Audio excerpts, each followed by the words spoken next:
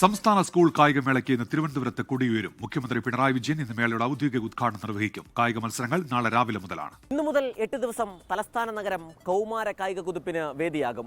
67ാമത് school കായികമേള Olympics മാതൃകയിലെ രണ്ടാമത്തേത് കൂടിയാണ്.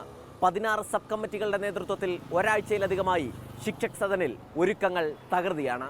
ഇന്ന് വൈകുന്നേരം 4 മണിക്ക് മുഖ്യമന്ത്രി പിണറായി വിജയൻ യൂണിവേഴ്സിറ്റി സ്റ്റേഡിയത്തിൽ കായികമേളയുടെ ഉദ്ഘാടനം നിർവഹിക്കും. ഇന്ത്യൻ ഫുട്ബോൾ താരം IM വിജയൻ, വിദ്യാഭ്യാസ മന്ത്രി വി ശിവൻകുട്ടിക്കൊപ്പം ദീപശിഖ കൊളുത്തും. ക്രിക്കറ്റ് താരം സഞ്ജു സാംസൺ മേളയുടെ ബ്രാൻഡ് അംബാസിഡറാണ്. സിനിമാ താരം കീർത്തി സുരേഷാണ് മേളയുടെ ഗുഡ്വിൽ അംബാസിഡർ. ഞങ്ങളുടെ ഭാഗ്യചിഹ്നമായ തങ്കുവിനെ ബഹുമാനപ്പെട്ട മിനിസ്റ്റർ അതും റിലീസ് ചെയ്തു. കായിക മാമാങ്കം നമ്മുടെ തലസ്ഥാന നഗരി ഏറ്റെടുക്കുന്നതിൻ്റെ ഒരു വിളംബരമായി എല്ലാവരും സ്കൂളുകാരും അധ്യാപകരും നാട്ടുകാരും ഒക്കെ ഏറ്റെടുത്തതിൻ്റെ ഒരു പ്രതീകമായിട്ടാണ് ഈ കാര്യങ്ങളൊക്കെ നടന്നത്. മത്സരങ്ങൾ നാളെ രാവിലെ മുതലാണ് ആരംഭിക്കുന്നത്. 12 വേദികളിലായാണ് മത്സരങ്ങൾ നടക്കുക. 20,000-ത്തിലധികം കായിക താരങ്ങൾ മേളയുടെ ഭാഗമാകും. 1944 കായിക പ്രതിഭകൾ ഇൻക്ലൂസീവ് സ്പോർട്സിന്റെ ഭാഗമായും മേളയിലെത്തും.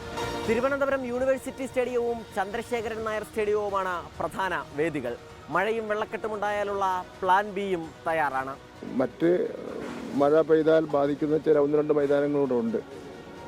അതൊരു പ്ലാൻ ബി എന്നുള്ള നിലയിൽ വേറെ ബദൽ സംവിധാനം ഉണ്ടാക്കിയിട്ടുണ്ട്. പുത്തരിക്കണ്ടം മൈതാനത്താണ് ഭക്ഷണപുര. ഒരേ സമയം 2500-ലധികം പേർക്ക് ഇരുന്ന് കഴിക്കാനുള്ള സൗകര്യമുണ്ട്. പതിവ് പോലെ പഴയിടം മോഹനൻ നമ്പൂതിരിയുടെ നേതൃത്വത്തിലാണ് പാചകം. കായിക താരങ്ങളുടെ താമസത്തിനായി 74 സ്കൂളുകൾ സജ്ജീകരിച്ചിട്ടുണ്ട്.